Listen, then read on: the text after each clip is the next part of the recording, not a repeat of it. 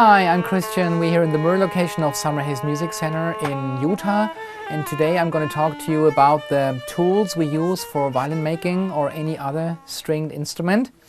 And I have here a couple of instruments on my bench, my working bench, that are very important. We made a selection for today.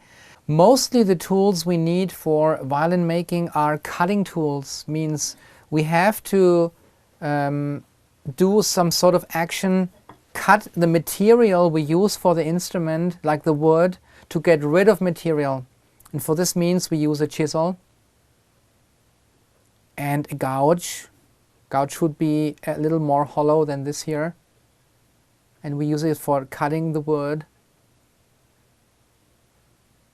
So there is wide ones available, there is a little more narrow ones available, and there's some very short ones available that help us cut our way through the wood. These instruments are very, very sharp, so we have to be very careful when we work. Another cutting tool would be just a standard knife. This is a very fine knife. It's an X-Acto, so it works by a blade which could be comparable to a razor blade. It is very, very, very sharp here, and it helps us in the instrument to cut out the spacings for the purflings, for instance, to make a special joint, to get rid of a certain area we don't want, to do very fine detail work. That's what it's for. The knife, the traditional knife here I have, is very helpful when we go to the violin, and I will show you here on a violin. We want to finish the heel of the neck of the violin, and it comes to carving out the wood. This is where we want to use a knife for, because the chisel is too flat for that. And as I explained before, this very sharp tool is very helpful when it comes to opening up here these side linings, or also called purflings, and open our way. Or when it comes to cut out the space of the F-holes, which we do when the top is still open and we come from the inside and we just start cutting it out. It's a combination of cutting and filing. So also in violin it is very important to have files. There are several files available we use. There's big ones, small ones, wide ones, and very narrow ones. These are called mouse tail because they are so small and comparable to a rat's tail. Very, very thin and up at a very, very fine point. And they can be very useful when, for instance, it comes here to opening the slots or the notches on the nut, the upper nut of the violin, where the strings pass through. So I can use this tool to open up these spaces here. It has to be very, very, very fine. Once the violin is finished as an overall instrument, there are some more tools we need to make it sound. So the violin needs a sound post which goes in between the bottom part of the violin and the top part, and I need a tool to be able to place the sound post inside.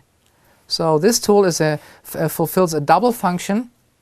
So there is kind of a very sharp hook here to get hold of the sound post and fix it, and once the sound post is inside the violin, I take this part here and I kind of locate it, or I put the sound post in its place where it has to be.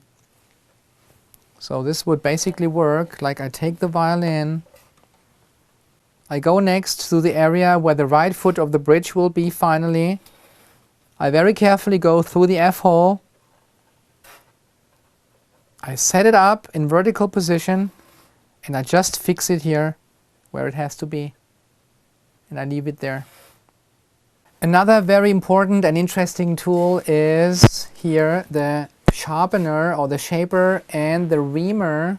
Both work hand in hand together, and they help us put the pegs in part of the peg box and in place where they have to be. I will give you an example. I take off the G peg here of this violin.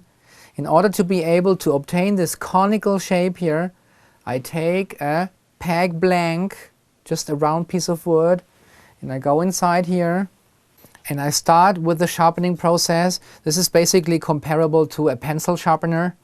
It is basically the same principle, and I would go inside here and start sharpening the shaft of the peg to obtain the final conical structure I need.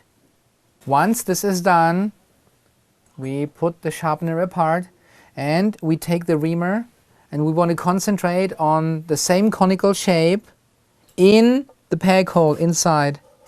I introduce the reamer and I turn it around in order to obtain the conical shape I need, which exactly fits to our prepared peg, so that now both parts perfectly fit into each other, one into the other. I introduce the peg and it will stay in its place, which is the idea when we tune the instrument. I loosen the peg, I tense the string, and once the desired tension is reached, where I want to have my G string, I push it in a little further and the peg will stay there.